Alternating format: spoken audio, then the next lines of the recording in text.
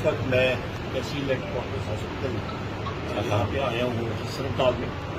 اور بنیادی طور پہ یہ واقعہ آزادی مارچ کے دوران جس وقت مجھ پہ اور ہمارے ساتھیوں پہ تشدد کیا تھا پولیس نے، اس کے حوالے سے میں آیا ہوں۔ اور واقعہ میں مختصر یہ بتاتا ہوں کہ جس وقت 5:30 بجے ہم لوگ ٹٹی پھاڑی پہ پہنچے تو میرے ساتھ چیف منسٹر گلگت بلتستان بھی تھے، اور ہم پہ بہت زیادہ آنسو گیس شیلنگ ہو رہی تھی، اور جو انلیگل ایکٹ ہے کہ وہ ڈائریکٹ فائرنگ کر رہے تھے آنسو گیس شیلنگ ٹارگٹ کر کے پتھر پھینک رہے تھے اوپر سے۔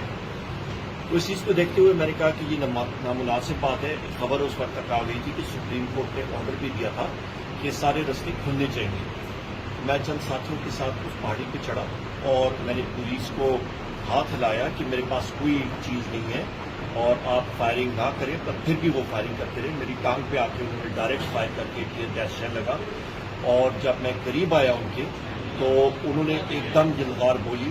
اور لاٹھی چارج کی۔ اور اس سے پہلے میں ان کو بتاتا رہا کہ میں یہاں پہ میں نے اپنی آئیڈینٹیفیکیشن کی،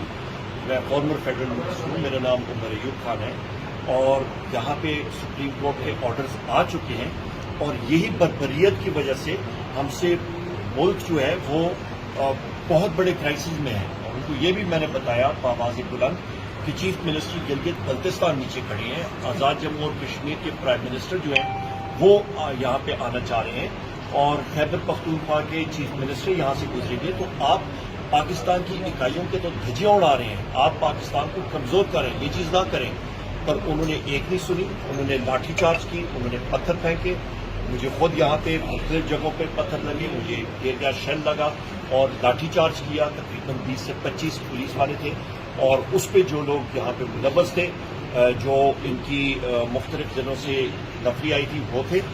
ایس ایچ او مقامی وہ رسپانسبل ہے، ڈی ایس پی مقامی اس کو میں نے نامزد کی ہے اپلیکیشن ایف آئی آر میں، جو یہاں پہ ڈی پی او ہے وہ ڈائریکٹلی رسپانسبل ہے، جو ڈی آئی جی آپریشنز ہیں جو اس وقت یہاں پہ تھے وہ رسپانسبل ہیں، جو ڈی آئی جی تھے ہیڈ کوارٹرز وہ اس میں نے نامنیٹ کیے ہیں، آئی جی پولیس کو میں نے نامنیٹ کیا ہے، اور ہمارا جو امپورٹڈ حکومت فیک حکومت کا انٹیریئر منسٹر جو خود ایک منشیات فروش ہے، جو قاتل ہے، اور اس کے اپنے پارٹی والے کہتے ہیں کہ وہ 13 قتلوں میں ملوث ہے، عابد شیر علی کی اور اس کے والد کی آپ سٹیٹمنٹس دیکھیں، اور وہ رانا ثناء اللہ، کیونکہ اس نے پبلکلی یہ کہا تھا کہ میں آزادی مارچ کے لوگوں کو آنے نہیں دوں گا۔